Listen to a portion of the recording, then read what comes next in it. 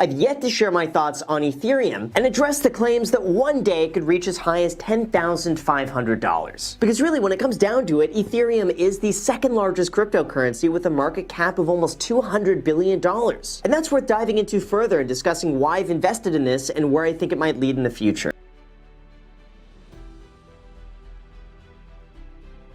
There has been a tremendous mainstream push towards the adoption of cryptocurrency that's helped push prices to new levels which I never thought were imaginable, but here we are today. In the last 12 months, Bitcoin has rallied from $6,700 to $60,000. Ethereum rose from $136 to almost $2,000 at its peak. Dogecoin pumped from 0.1% all the way up to 8 cents. And the most remarkable from all of this is that a Toronto restaurant began renaming their menu after office supplies so you could expense your meals, but more on that later. Okay, but seriously, let me be real with everyone. For the longest time, I've been rather dismissive of cryptocurrency in general, but I will admit that over time, my opinion has changed, and the more I've looked into it, the more I began to see the real-world use cases and how one day it could be a global, decentralized store of value. So a few months ago, I made the decision to place 1% of my entire portfolio into a mix of 60% Bitcoin and 40% Ethereum. However, there is a problem. Even though I've addressed my thoughts on Bitcoin and why that makes up over half of my cryptocurrency investment,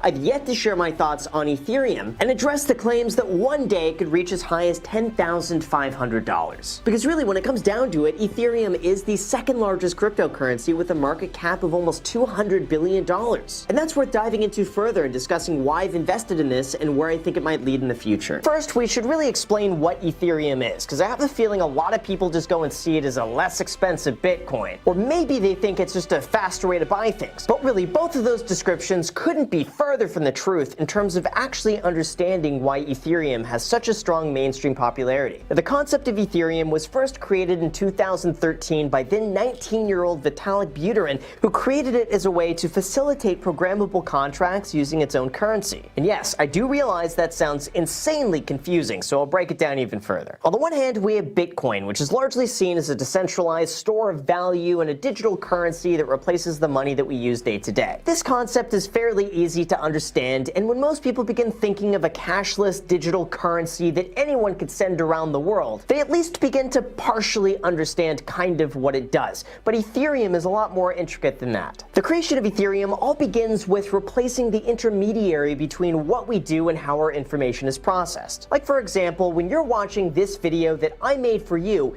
YouTube is the intermediary between us. Or if you go and buy a vintage Blockbuster tape from a seller in Crescent City, eBay is the intermediary. But by having an intermediary, you are trusting that company with your information, and they control how that information is presented. Ethereum, on the other hand, is built on the same blockchain network as Bitcoin, except it allows for an open source platform where programmers could build applications that facilitate the exchange of money, content, property, or anything of value in the form of what's called a smart contract. This is a digital agreement that performs a certain task when certain conditions are met. Like, if you smash the like button, that button will turn blue. Or if you get your free stock worth up to $50 using the link down below in the description when you deposit $100 on Public, I will follow 5 of those people back from my account. It's that simple. It really just removes the middleman and allows certain tasks to happen in real time without any human involvement. The thought is, this creates more trust between parties because there are no gray areas. You know what the contract is ahead of time. The contract doesn't take any sides. It just does what both people agree on, and that's it. So in this case, Ethereum is really just the network that programs are built on, and Ether is the currency that powers it. Kind of like if Ethereum is a car, then Ether is the gas that powers the car. This gas was never really meant to be an investment in and of itself, but instead, Ethereum was meant to be a completely decentralized peer-to-peer network on a level playing field, with Ether being the currency that powers it. Now, unlike Bitcoin, which is limited to 21 million coins in existence and that's it, Ethereum is potentially infinite with a limit of 18 million new coins every year. However, the expectation is that over time, more programs and services are going to be available on the Ethereum network. And as more adoption takes place, the price of Ethereum will begin rising alongside with it. So now with that out of the way, here's why I decided to invest in Ethereum and where I think it might go in the future. Now let me get this out of the way because I feel like this is an important distinction. When I'm talking about my cryptocurrency investments, I'm buying in a relatively small amount compared to my overall portfolio. What initially started off as me investing 1% of my net worth into crypto has now grown down to more like 2.5% thanks to a combination of the prices going up and me buying in a little bit more here and there. But make no mistake, this is still a very small part of my portfolio, and I'm fully prepared to have everything come crashing down 90% just because Elon Musk randomly tweets the price is too high. But regardless of that, jokes aside, when I made the decision to begin allocating a small part of my portfolio to cryptocurrency split between 60% Bitcoin and 40%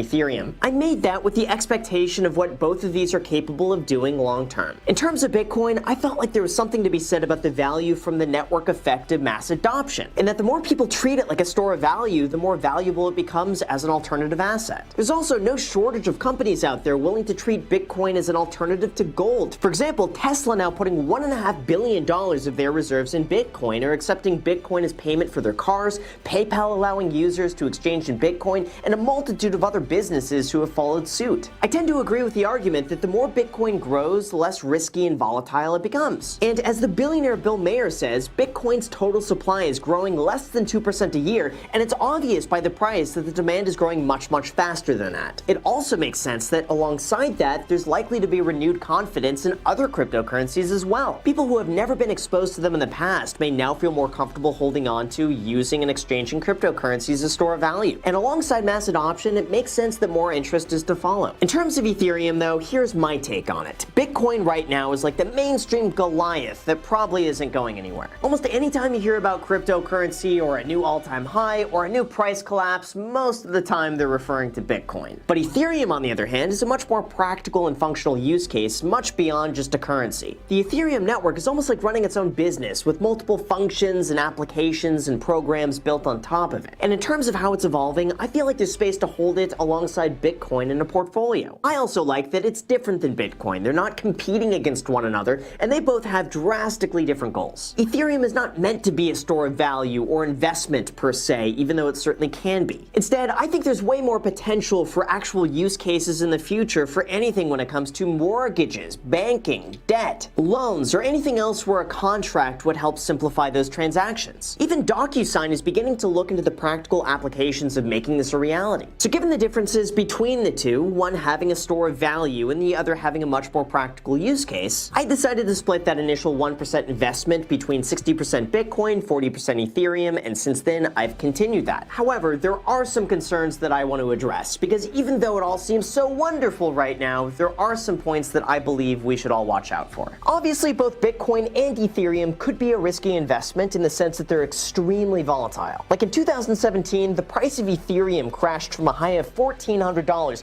down to a low of $87 within a year. That's a 94% drop compared with Bitcoin's 83% drop during that same time. Scalability could also be a potential concern due to the increased popularity of using the Ethereum network. That's led to some network congestion issues and sometimes slower transaction speeds. Now, the solution to this is what's known as Ethereum 2.0, which would be a tremendous upgrade to the Ethereum network. But I think it's too early to tell exactly how this is going to play out long term. Now, third, I know this one might be a bit unpopular to say, but because this is a token around functionality, there's nothing that says something won't come along in the future that does this exact thing in a more efficient way. As of now, it's unlikely, but at some point in the future, I wouldn't be surprised if it faces some level of competition. And fourth, Ethereum is a bit confusing. It's functionally still developing, and we have no idea what could happen in the future. Now, I have a feeling that Ethereum will continue to evolve, adapt, and develop. But nothing is guaranteed, and just because it's the second largest cryptocurrency doesn't mean it always will be.